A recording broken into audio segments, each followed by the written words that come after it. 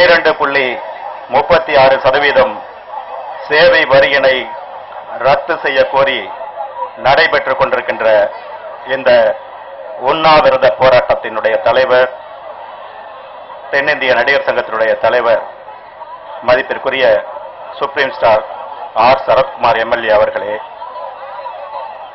இந்த உண்ணாவிரத அறப்போராட்டத்தை வழிநடத்தி கொண்டிருக்கிற தென்னிந்திய நடிகர் சங்கத்தினுடைய பொதுச் செயலாளர், மதிப்பிற்கும் மரியாதைக்குரிய எங்கள் சகோதரர் டத்தோ ஸ்ரீ ராதாரவி அவர்களே, மற்றும் இந்த போராட்டத்திலே கலந்து கொண்டிருக்கின்ற தமிழ்நாடு திரைப்பட தயாரிப்பாளர்கள் சங்கத்தினுடைய தலைவர், மதிப்பிற்குரிய இயக்குனர் எஸ் ஏ சந்திரசேகர் அவர்களே, மற்றும் அந்த சங்கத்தினுடைய பொறுப்பாளர்களே, தமிழ்நாடு திரையரங்கு உரிமையாளர்கள் சங்கத்தினுடைய பொறுப்பாளர்களே, அங்கத்தினர்களே, தென்னிந்திய திரைப்பட வர்த்தக சபையை சார்ந்த பொறுப்பாளர்களே, அங்கத்தினர்களே, திரையரங்க உரிமையாளர்கள் சங்கத்தினுடைய பொறுப்பாளர்களே, தமிழ்நாடு தொலைக்காட்சி தயாரிப்பாளர்கள் சங்கத்தினுடைய பொறுப்பாளர்களே, உறுப்பினர்களே, தென்னிந்திய திரைப்பட தொழிலாளர் சம்மேளனத்தினுடைய தலைவர், செயலாளர்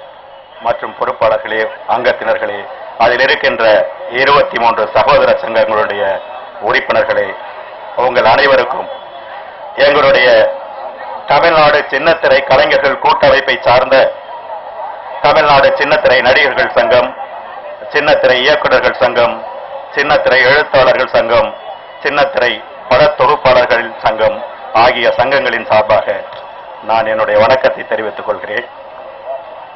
ஒரு மனிதனுக்கு மிகவும் அவலமான சூழ்நிலை என்பது பொதுவில் வந்து அவர்களுடைய கஷ்டங்களை, இயலாமையை எடுத்துச் சொல்லி இறைஞ்சுகிறது நிலைமை ஒரு மனிதனுடைய வாழ்க்கையிலே என்றைக்கும் நடக்கக்கூடாத ஒரு அவலச்சுவை.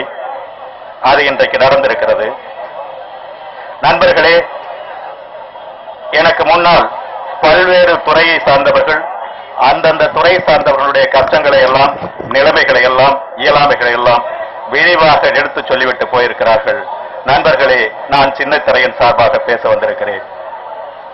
எங்கள் துறையை சார்ந்த நடிகர்கள், நடிகைகள், இயக்குநர்கள் மற்றும் எழுத்தாளர்கள், படத்தொகுப்பாளர்கள் எல்லாம் இந்த சேவை வரியின் கீழ் வருவது ஒரு குறிப்பிட்ட சதவீதம். அவர்கள் இன்றைக்கு சேவை வரியை கட்ட வேண்டிய நிலைமைக்கு வருமானம் ஈட்டிக் கொண்டிருக்கிறார்கள். ஆனால் நண்பர்களே, நான் உங்களுக்கு வேதனையோடு சொல்கிறேன், நாங்கள் உண்ணுகிற ஒவ்வொரு பருக்கையின் பின்னாலும் ஒரு 10 ஆண்டு காலத்தினுடைய பட்டினி அடங்கி இருக்கிறது.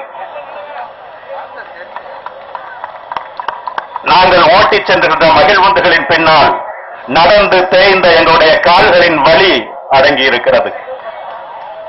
நாங்கள் உடுத்துகின்ற உடையின் பின்னால் ஒரு 10-20 ஆண்டு கால கந்தல் உடையின் கிழிசல்கள் கிழிந்து தொங்குகின்றன. நண்பர்களே,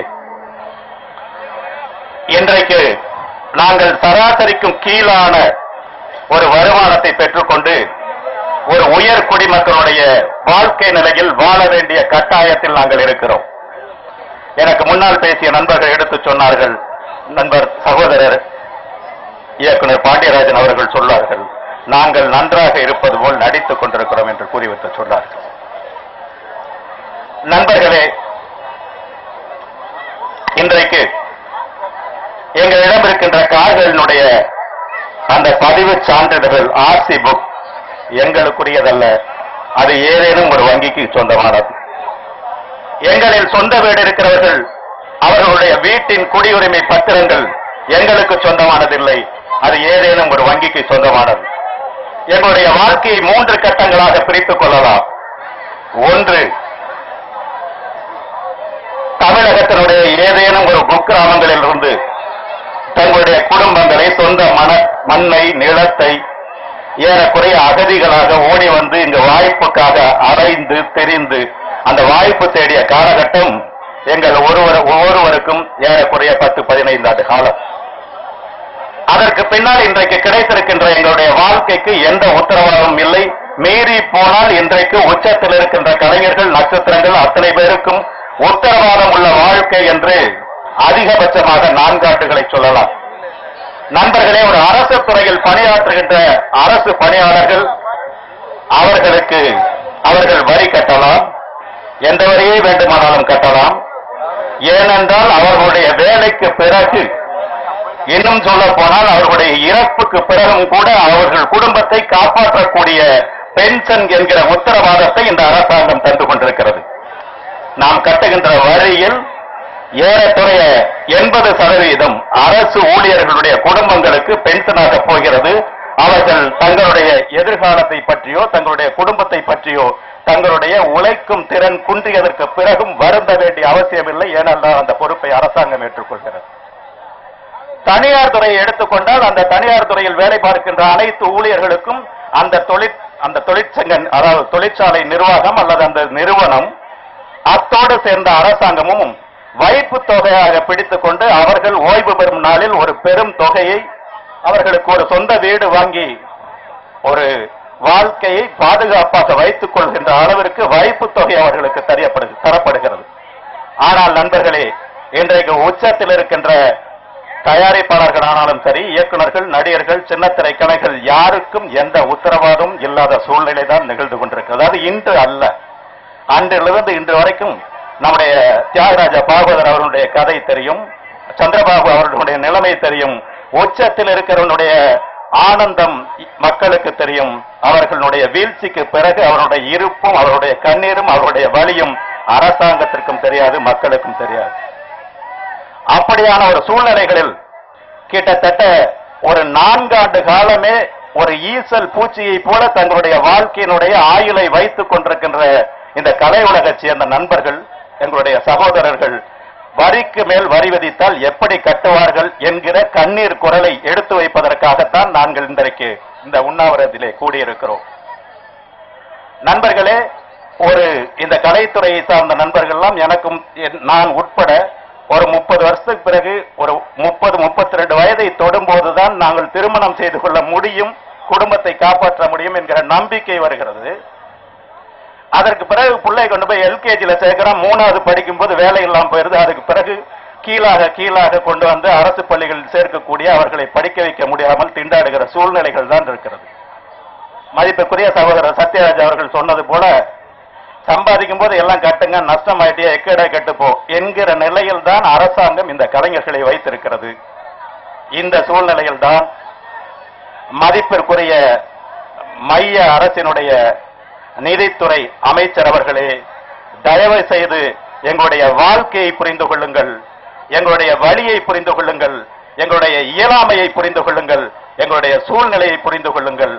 எங்கள் மீது மேலும் மேலும் விதிக்கப்பட்டிருக்கின்ற வரிகளுக்கு மேலாக இப்போது சேவை வரியும் திணித்தால் எங்களுடைய வாழ்க்கை நிர்மூலமாகிவிடும்.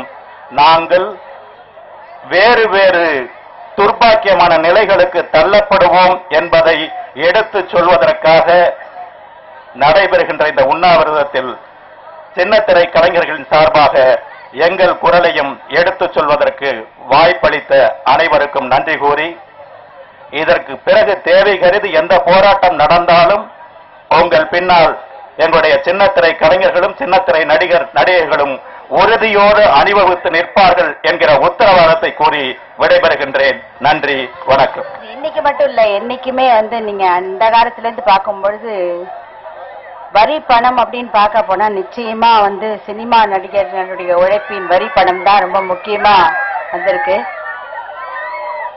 அதனால இந்த மாதிரி என்ன இப்ப சினிமானுடைய இது என்னன்னு எல்லாருக்குமே தெரியும். ஸோ நடிகர்கள்லாம் எவ்வளவு கஷ்டப்பட்டு எவ்வளவு இது பண்றாங்கன்னு தெரியும்.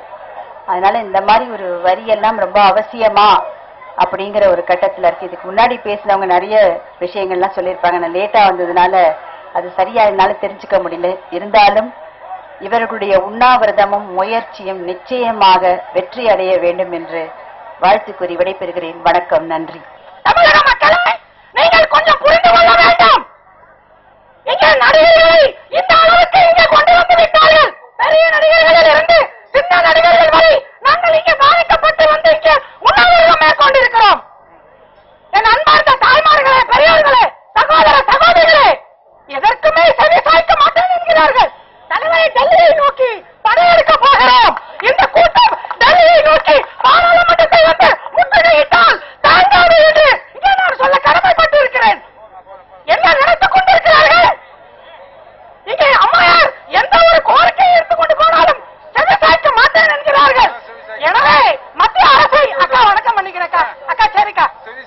தலைவரே, நான் சொல்லுகிறேன், வேற என்னுடைய அன்பு தலைவர் எல்லாருக்கும் நான் கேட்டுக்கொள்கிறேன், இந்த வரியை குறைக்க